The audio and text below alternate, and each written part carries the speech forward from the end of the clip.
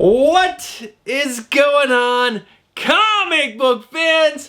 Welcome back to the channel and welcome back to another Wednesday pull list, which is your hype video for New Comic Book Day. That's right, in today's video, I'm going to try to get you so pumped and so excited for the books that are on my pull list coming out tomorrow on New Comic Book Day, which is February 12th of 2025. Guys, we're going to cover all the best stuff. All my cover lover picks, all new number ones, the top 3 books that I think you should be picking up this week based on the story alone, and then we'll cover the rest of the books on my pull list in the not top 3, but the books you're gonna see. Guys, it's gonna be a great video, and there are seriously a ton of amazing comic books coming out this week based on the story and cover lover picks. Cover lover picks is huge this week.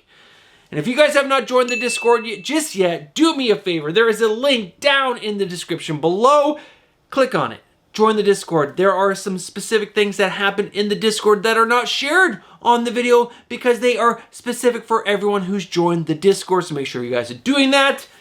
And that's it. That's my last thing I want to say to you guys before we dive into this week's Cover Lover Picks. Seriously guys, before we go over all these amazing covers, I just want to remind you this video is all about my opinion of what I'm really excited about coming out tomorrow on New Comic Book Day. But there is a great resource. It's called League of Comic Geeks. They have a great repository of amazing comic book information, and one of those things is their list of every single book coming out tomorrow on New Comic Book Day. So make sure you check out their New Comic Book Day section and see all the books that are coming out tomorrow, because there are probably lots of books that I am not personally excited about that you are. Or maybe there's a book that I'm not going to talk about in today's video that you don't know about. It will be on LeagueOfComicGeeks.com. So check that out.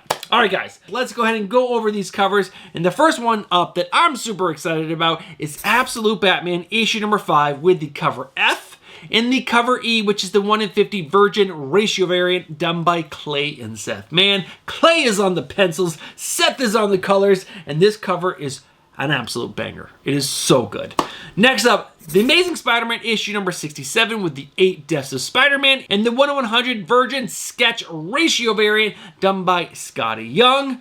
After that is another cover, but this one isn't exclusive for The Amazing Spider-Man number 67. This comes in a trade dress in a Virgin, and it's coming from Unknown Comics and Comics Traders, and is done by Alexander Lozano.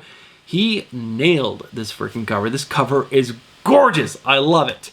Next up is my favorite cover coming out tomorrow on New Comic Book Day, and I sadly did not pre-order the Virgin for this. This is X-Men issue number 11, the Magic variant in the 1/100 Virgin ratio variant done by Joshua Swaby. Oh my god, this cover is amazing. I love that there's all those creepy demons behind her from Limbo, and then she just looks ravishing on the front. So good. I obviously ordered myself the trade dress of this, but I'm going to try my best to score the ratio under ratio price, which would be $100. But Doc Comics in the Discord, he is a fantastic member and a fantastic speculator, warned me. He said, Bruce, pick this up beforehand. And I was an idiot. I'm like, hey, I'm just going to gamble on New Comic Day and see what I can get. And I guarantee you, Doc was right. I should have pre-ordered because there was a few places that had this under ratio. And I'm an idiot. So, Doc, I'm sorry. I should have trusted you because you're way smarter than I am when it comes to this stuff. Next up is another cover for X-Men issue number 11. But this is another exclusive with a trade dress in a Virgin coming from Unknown Comics and Comics Traders done by Alexander Lozano. Man, this guy is on fire. And this cover is not as good as the Spider-Man one, but it is still really good. It features Rogue, and it's just a great cover, in my opinion. Next up, Action Comics issue number 1083 with the cover C variant done by Torrin Clark. I love all these Superman covers where he's like stopping something, and there's like a little child or a woman or a man, people, dogs, animals, anything. But he's stopping something really giant from hurting them. And it's just, he's doing it with ease, and it's so cool. Next up, Batman and Robin issue number 18 with the cover B variant done by Ariel Ovalet. I butchered your name, probably. Ovaletti is probably a better pronunciation of your name. But this cover is just cool. It's Batman, it's Robin, you got a moon, some bats, so good.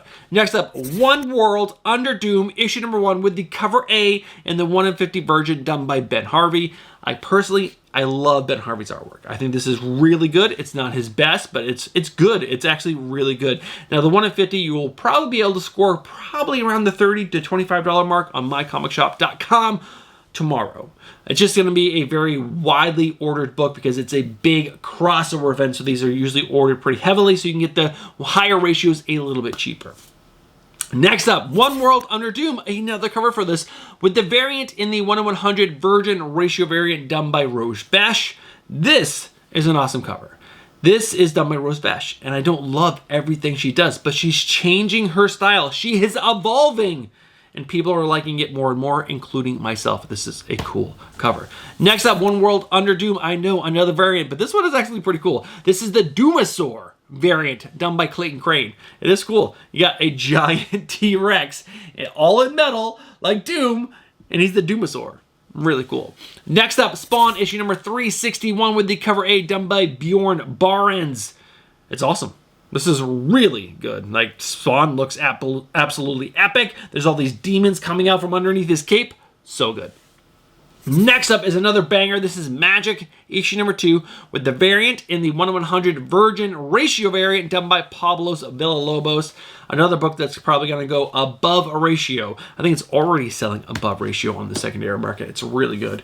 Next up, Geiger, issue number 11, with the cover C variant done by Germaine Peralta. Awesome. Awesome. And this book is a home run. If you're not reading it, get caught up. So good. Next up, Aquaman issue number 2. There's a couple covers I like for this, but this one up on screen right now is the cover B variant done by Marcio Takara. He does the interior art for Poison Ivy, and it is gorgeous. So good. I love that book, and this cover right here is absolutely amazing. Now, next up is another cover. It is the cover D variant. It's done by Tula Lute. Good. Just not as good as the Marcio Takara, in my opinion, but it's also absolutely gorgeous. Next up are 2 books, both exclusives, coming from John Tyler Christopher, doing the negative space variant thing for Deadpool and Wolverine issue number 2. The first up is the Deadpool web store exclusive. Pretty good. I like it, but I don't like it as much as the next one because the next one makes me laugh. The next one up is the Wolverine web store exclusive. And it's just so funny because Deadpool put like a piece of paper that's really funny on the front that says, "My super secret best buddy cover. Who could it be?" It's awesome. I love both of these, but definitely the Wolverine just a little bit more because it makes me laugh. Next up, all new Venom issue number 3, with the 1 in 25 ratio variant done by Edwin Gallman. I am becoming a very big fan of his. I think his artwork is very just energetic. I love his line work. The colors are always great, even though I'm not sure if he does the colors for his covers, but there's just a lot of action and the characters look fantastic. I love his artwork. Next up is another cover for all new Venom issue number 3 with the variant done by Federico Sabatini. I want to say that's how it's pronounced. And this guy looks a lot like Simon DeMeo, in my opinion, and I love Simon DeMeo. And this is just a really cool cover. Next up, Green Lantern Corps issue number 1 with the cover H, which is a 1 in 50 ratio variant done by Kieran Grant, featuring Jon Stewart looking frickin', he looks big. He's been to the gym. He's done leg day. He's done his upper days. He just looks freaking awesome. Jon Stewart is such a badass character. Next up, Feral, issue number 10 with the cover D, which is a 1 in 25 ratio variant done by Nicole Virella. And it's just awesome. I'm not reading this book, so I'm not too sure what this book is about. It's about cats. Obviously, it's called Feral. But there's like, you know, on the front, the cat's head's coming apart, and you see the skull, but there's something on like a diamond or some kind of thing in its head, and it's like, I don't know, it's doing something. It's freaking crazy. It's awesome. Next up, Bug Wars, issue number 1 with the cover B in the 1 in 100 virgin ratio variant done by Peach Momoko. Gorgeous, awesome. There was a MegaCon exclusive of the same exact cover. I think it was a foil. So if you're into that, you can go online and find that. But that's a cool cover. Really good Peach Momoko. Next up, the cover D for Bug Wars, issue number 1. This is the 1 in 25 ratio variant done by Pepe Larraz. I love Pepe Larraz's artwork. I don't know if he's a good person or not, but his artwork is absolutely stunning. And he's going to do the interior art for the upcoming relaunch of The Amazing Spider-Man. I am hesitant to be really excited about that. I want to like it, but it's written by Joe Kelly. I don't love Joe Kelly as a writer, but Pepe Larraz on the interiors, let's freaking go. Next up is another cover for Bug Wars, issue number 1 with the cover E variant, and it's a 1:50 ratio variant done by Mateus Bagheera, and it's awesome. You got like a praying mantis, and he's like walking, and there's guys like riding on him, and this guy running in front of him like with like some kind of beetle shield. Super cool. I'm really excited for this book. Next up, DC First Vampires World War V, Darkness and Light, issue number 1. It is a one-shot. This is a connecting cover set. There is the cover B and the cover C, and it's done by Edwin Galmon. You've got a vampire, Wonder Woman, going up against Green Lantern, Alfred. That's right, Alfred. Batman's Alfred is now a Green Lantern, and they're battling darkness and light. Oh my god, this series is so good. So good. If you're not reading it, definitely check it out. We're now going on issue number 7 or 8 pretty soon, and it's just a home run, a home stinking run. Next up is a really cool cover, and I don't know why I like it so much, but I do. This is The Hive, issue number 1, with the cover A and the cover B, which is a 1:15 ratio variant done by Mike Henderson. But it looks like the gun is shooting, and the bullets that are coming out are bees. It's just a really cool concept, and the cover B has like the honeycomb background. Same gun, same bees, but just different background. It's just, I don't know, something about it I really like, and it's just super cool. Probably because it's just different. It's like a different idea, and I dig it. I dig it a lot. Next up is a creepy ass cover. It is Cyberpunk 2077 with Psycho Squad, issue number 1, with the cover C variant done by Alex Ekman Lawn. You got this poor soul. He's got all these cables coming out of him, and it looks like he's like a skeleton now, but somehow his eyes are still lit up red, so he's probably still powered up somehow. That is creepy, but freaking awesome. Next up, Minky Woodcott, The Girl Called Cthulhu, issue number 4 with the cover D, which is the nude variant done by Claudia. I'm not even going to try to pronounce the last name. I've shown this cover so many times. I'm guessing this book has gotten delayed multiple times, but this cover, it is really cool. I really like it. Now we got 2 covers left. Next up is a book that I've never read. It's called Money Shot. It's been around for a while, multiple series, but this is The Big Bang, issue number 0 with the cover F, which is a black bag variant done by Tula Lote. Now, this is censored across the top, which makes me think the white shirt and the panties that you see, the white panties, are not going to be there when you actually open this up. And you're going to see some boobs and probably some pubic hair of some kind.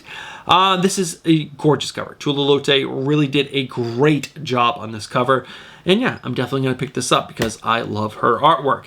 Now, next up is the last cover. It is Absolute Batman, issue number 1, with the 5th print 1:25 black and white ratio variant done by Nick Dragotta.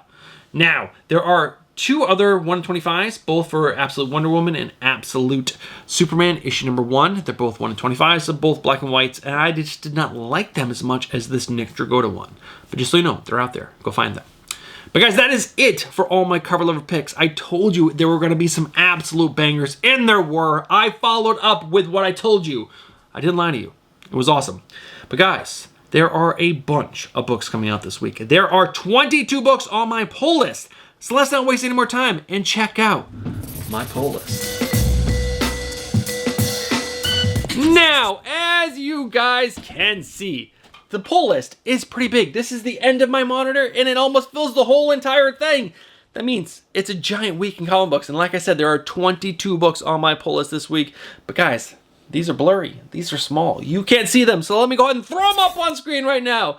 Like I said, 22 books on my pull list. There are 5 new number 1s, 6 DC books, 8 Marvel books, and 8 indie titles. Somehow, DC has less than everything else. But guys, I have read the previous issue to every single ongoing series that you see on screen right now. So every single one of these books could make the top 3 list. So, there are no books on the chopping block this week, but we can dive right into the new number 1s that I think you guys should have to be picking up or consider picking up because the stories sound really freaking good. Guys, before we dive into those new number 1s, I've got to pause in the video for just a second and ask you guys, please do me a favor. If you're enjoying this video right now, smash that like button. It really helps this video and this channel get out to more people. So that's the biggest thing you can do to support me. Just smash that like button. All right, guys, thank you so much. And let's go ahead and check out these new number ones.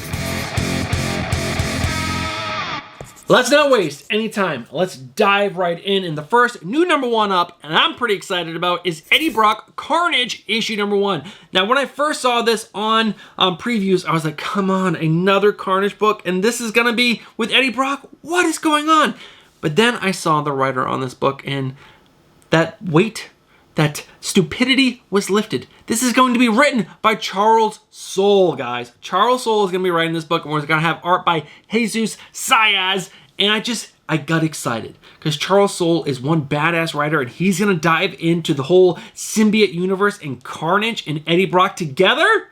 That sounds pretty freaking cool. So let's go ahead and read the synopsis real quick. The most lethal protector of all. He's been Venom, he's been Anti-Venom, and he's been the King in Black. Now Eddie Brock has made his darkest bond yet as he joins with the one and only Carnage. Can he control his new other's endless bloodlust, or will he give himself over to the madness and murder? Join Eddie and Carnage on a journey to the darkest parts of the Marvel Universe with bloody death as their only guide. Sounds pretty freaking cool. But guys, next up is Green Lantern Corps issue number 1, coming from the writers of Jeremy Adams and Morgan Hampton, and has art by Fernando Parson. Now, let's go ahead and read the synopsis. The Corps is back, and just in time for the deadly new Fractured Spectrum saga to kick into full gear. Join the newly formed Green Lantern Corps as they head out into the galaxy in order to stop Sorrow and his master from creating a power battery. Jon Stewart, Kyle Rayner, Jessica Cruz, Guy Gardner, Joe Mullen, and all your favorite Lanterns are back in the most incredible ensemble cast on this side of the cosmos. All brought to you by the great galactic creative team of Jeremy Adams, Morgan Hampton, and Fernando Parson. Parson? I'm probably totally butchering that. But I'm really excited about this only because of Jeremy Adams. He's been writing the main Green Lantern book, and it has been a freaking amazing ride. Great storytelling, great idea. The whole story arc right now has just been fantastic. I'm really into it, so I'm super excited about it. I don't know what Morgan Hampton, what her part in this story is going to be. I read Cyborg. I should say I read like the first 3 issues of Cyborg, and I hated it. I did not like the writing in it at all, so I'm a little hesitant to be too excited, but Fernando Passarin, his artwork is okay. So overall, I'm pumped, but I'm really excited for the overall storytelling by Jeremy Adams. Next up, One World Under Doom issue number 1, coming from the writer of Rider North. And it's going to have some art by R.B. Silva, which is fantastic. But guys, One World Under Doom, he's now the Sorcerer Supreme. What is not to like about that? And we're going to have, the Avengers and some guys try to stop him, but then some guys are going to bend the knee to Doom. They're going to be okay with it. What is going to happen? How is Doom going to control the world? Is he actually going to be evil and take over and make everyone bow to him? Or is he going to do the right thing? Is he going to be a good guy? I'm not sure, but we're going to find out in this gigantic crossover event coming from Ryan North and R.B. Silva. I'm pretty freaking excited about it.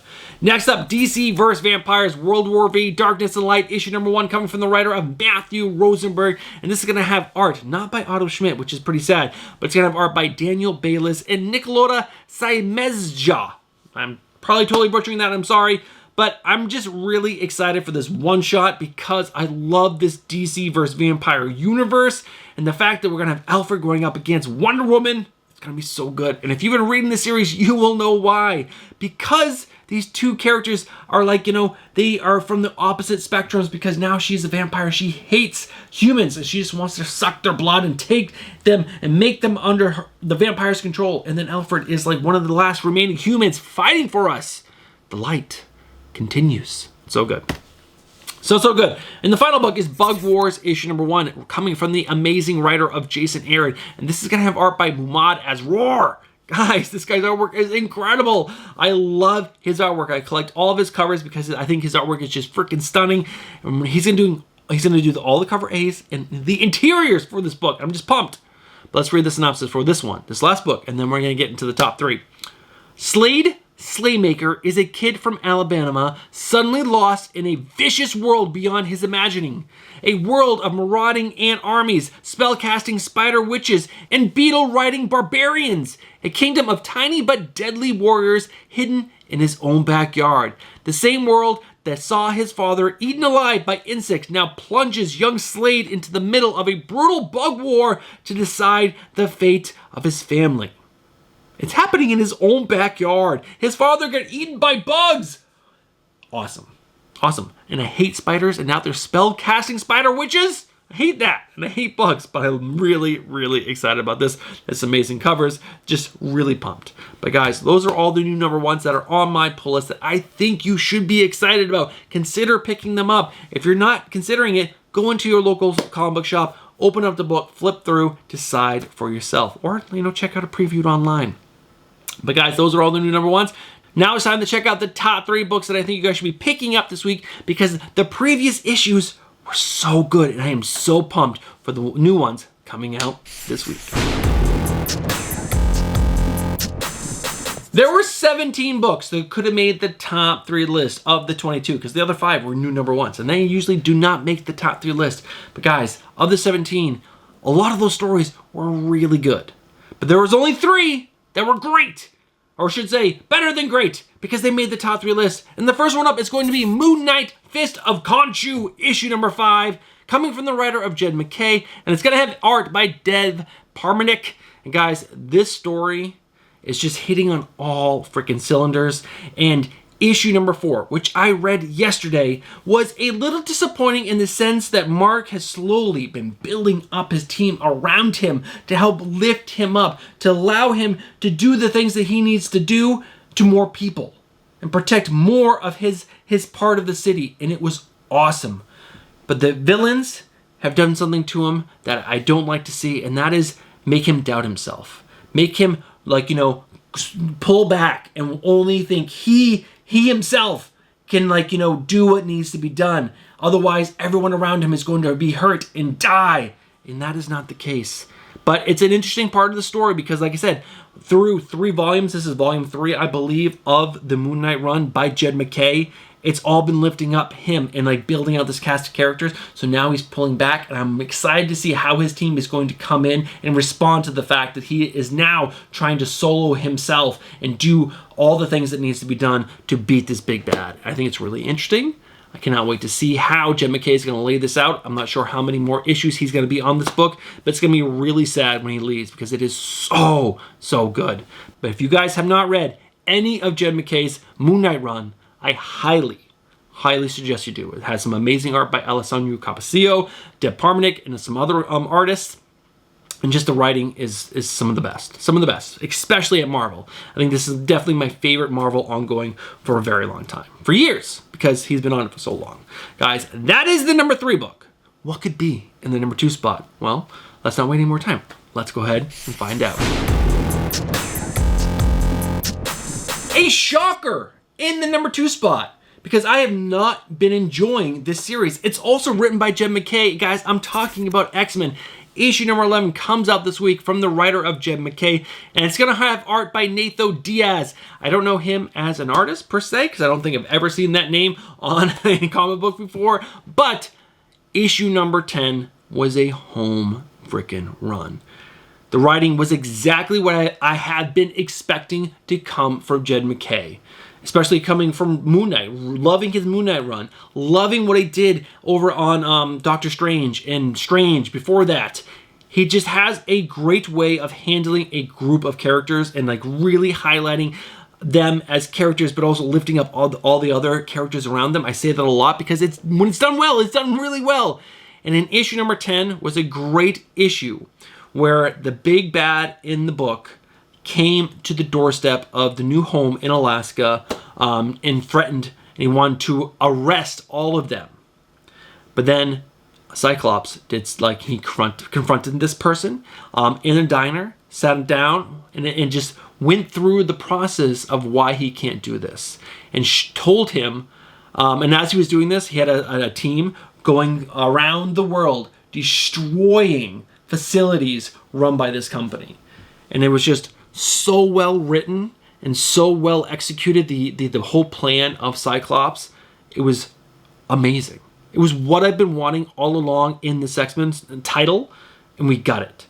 Are we going to have it going forward? I honestly don't know, because I really enjoyed the first few issues of X-Men, and then it fell on its face, and then now it seems to be picking itself back up. Is it going to fall back on its face again? I'm not sure. There's so many different artists that have touched this book. There's no cohesion to it. But when a book like issue number 10, or I should say an issue like issue number 10, just gets me excited, like really pumped for the next one, because I have a lot of hope that X-Men can be good. Because it should be good. It's freaking X-Men, guys. There are some cool covers. Like I said, there's that Magic cover that is just so insanely good by Joshua Sway. So, you know, I want it to be good, but guys, I'll come back like, you know, next month and let you know if you should be picking this up or not, because maybe this book will continue to be on the top 3 list, or maybe this will fall down to the not top 3, but the books you're gonna see. Hopefully it's not chopped, because I want to like it. It's Jed freaking McKay. But guys, that is the number 2 book. It's issue number 10 was really good. That is why this book's on the list, because issue number 10. All right, guys, what is the number 1 book? Well, we gotta wait and find out. Like 2 more seconds. All right, let's go ahead and find out right now. All right, guys, you know, if you've been watching the channel long enough, you know I love Elseworld tales. I love what if stories. That's why I'm really enjoying DC vs. Vampires so much, because it's our characters that we know and love just twisted. Sometimes a little bit, sometimes a lot of bit, but it makes those characters you know and love so interesting once again. And that's why I'm really enjoying Ultimate Spider-Man. It's so good because it's different but the same, and it's awesome. It's like a breath of fresh air. And that's why I'm loving the Absolute Universe. The Absolute Universe at DC Comics with Absolute Wonder Woman, Absolute Superman, and Absolute Batman is just fan-freaking-tastic. The writing is just so good. And Absolute Batman issue number 5 comes out this week, coming from the writer of Scott Snyder and art by Nick Dragotta. Now, I will admit that issue number 4 was not my favorite. So why is this book in the number 1 spot? Well, it's the whole idea of this Absolute Universe that just has me so excited to pick up every single issue and read it. I want to see what the new twist is going to be. My favorite twist so far is that Batman's rogue gallery, a lot of them are actually his real life friends. And they're not villains anymore, or not big villains, I should say. And it's really cool. It was a really cool idea, and I love it so much. It's so cool. I love that Alfred is an actual spy, and he's really freaking badass. There's so many little twists and turns to our favorite characters in the Batman universe, and it's just mind-boggling good. And it's written by Scott Snyder, guys. If you are not a Scott Snyder fan, you might want to check your brain, because his writing is so great. Not every single book is amazing that he writes, but when he writes Batman, it is just next level goodness. It's so good. Nick Dragotta's art is awesome. I love how big, thick, and chunky he makes Batman. It's like he's done leg day on steroids for so long. He's a huge human being, and it's awesome. And I like that he's a little more brutal. It's just, there's so many things I like about this book, and when I saw it on the list this week, I'm like, that's number 1. It already is. There's nothing that's going to top it, and nothing did. All right, guys, that is the top 3 list. Let's not waste any more time, because I'm sure this video was stupid long already. So let's go ahead and go over the not top 3, but the books you're going to see, which are the rest of the books on my pull list. All right, guys, this should be pretty short and sweet, because I break this list up into 3 categories, or the rest of the books on my pull list, I break them into 3 categories. The okay, which are books that were just okay, and I cannot suggest you guys pick these up because they were just okay. The good, these were good comic books. I enjoyed them. I did not love them. And then there's the great. These were great books, and they almost made the top 3 list, but they just didn't have that little extra to get them there. There are no books on the okay, but there are a lot of books in the good. So let's go ahead and dive right in. First book up, All New Venom, issue number 3. They tease more of who is going to be the new Venom. I like this idea that there's a cast of characters that they all think each other are the all new Venom, but they're trying to figure it out, and it's pretty cool. It's not the best, that's why it's in the good. Aquaman, issue number 2, relaunching Aquaman with Jeremy Adams. I'm really excited, but issue number 1 was just good. It wasn't okay. It was good. It just wasn't great. But Jeremy Adams sometimes does take a few issues to really show you where this story is going to go. So I'm going to give it a few issues, and then I'll let you know if it's going to go in the great, okay, or maybe chop chop. Most likely in the great, because it's Jeremy Adams. Next up, Batman and Robin, issue number 18, coming from Philip Kennedy Johnson. Good story. Just a good Batman story. The thing that makes this different is that there's a strife between Batman and Robin. And it's really cool because it's my favorite Robin, Damian Wayne. And Damian Wayne is like looking at Batman and questioning what they are doing. He's questioning the fact that Batman and Robin, might be causing the madness that's inside of Gotham. And that's really cool. I like that a lot. Next up, Batman Dark Patterns, issue number 3. This is a kind of a dark, twisted Batman story. There is a villain who can't feel pain, and he's put like all these nails and things through him. So if you punch him, you could accidentally kill him, but he's killing people. So you got to stop him, but how do you stop a person that you can't fight? It's pretty cool. I like it a lot. There's more to it than that, but that's the main thing we know right now. Next up, Deadpool issue number 11. I think this is a good book. I like the story between Deadpool and his daughter and Taskmaster. There's a great rapport between the three of them, and it has some humor to it, some love to it, some emotion to it. But it's just not great. It needs to be great. Next up, Deadpool Wolverine issue number 2. Issue number 1 was formulaic. That was the sad part. Art was fantastic. So great. Very formulaic story. I was like, man, I can see what's going to happen before it even happens. Which is not good in a book like this. You want it to be freaking amazing. Next up, The Lucky Devils issue number 2. Issue number 1, pretty good. Charles Soule. I like what they're setting up, but I didn't love it. That's why it's in the good. It's not the great or the best, just good. Just good. Next up, Spawn issue number 361. Great ongoing story. You know, heaven, hell, lost their powers. Vampires are trying to rule the earth, and Spawn's fighting against it. And he's doing things he's not supposed to do. His team doesn't like it. Classic Spawn. Classic Spawn. Next up, Spider-Gwen the Ghost Spider issue number 10. I read issues number 8 and 9. I didn't know I was behind an issue, but I was. So I got caught up. It's good. Stephanie Phillips telling a pretty good story, and they changed the artist from the first story arc to someone new, and that artist is really helping the story a lot. It's a pretty interesting story. I like the villain. He's not really a villain, but he is a villain, but he isn't. It's pretty good. Next up, Standstill issue number 7.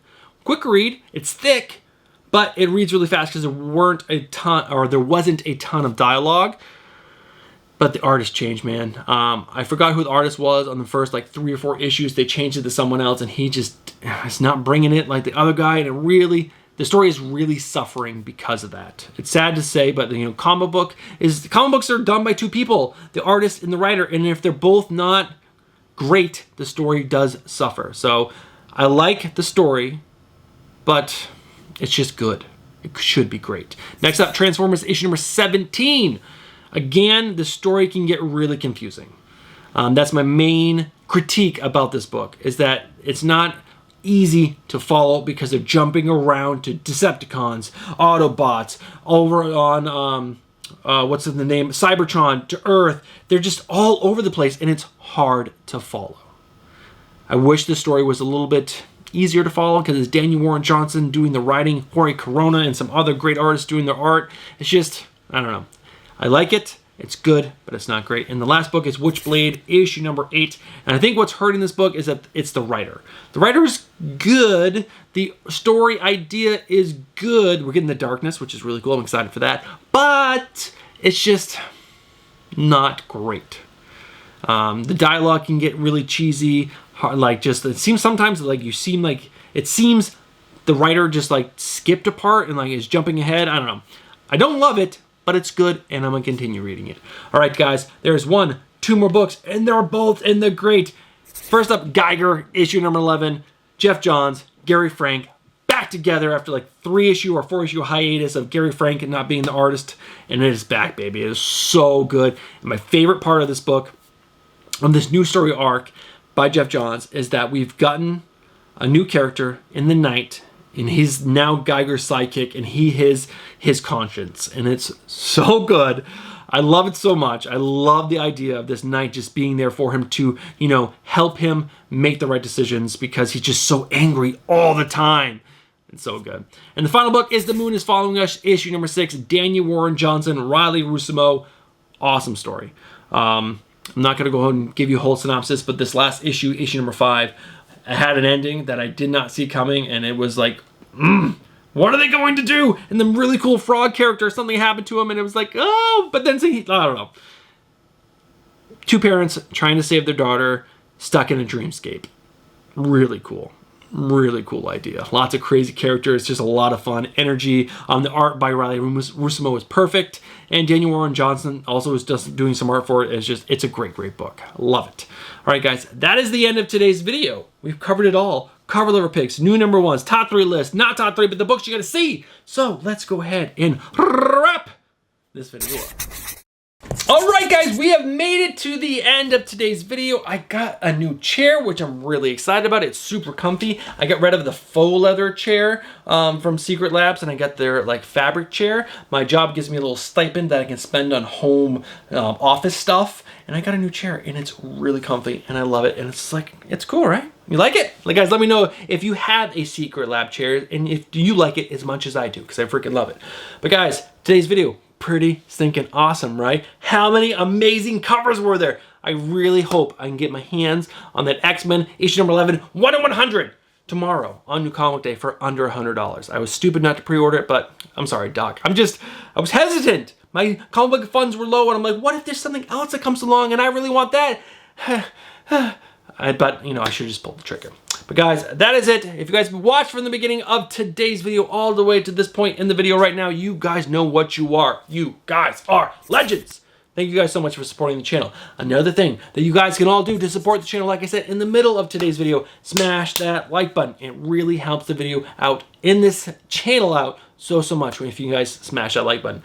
Last but not least, guys, if you guys enjoyed that video and you enjoy comic book content, but you guys are not subscribed, I just gotta say, what are you doing? Get yourself subscribed, hit that bell for notification, and smash that like button. All right, guys, that is it for today. I hope you pick up all the books that you want to pick up on New Comic Book Day tomorrow. Have yourself a great week, and I'll catch you guys on Thursday or Friday with my final order cutoff highlights video.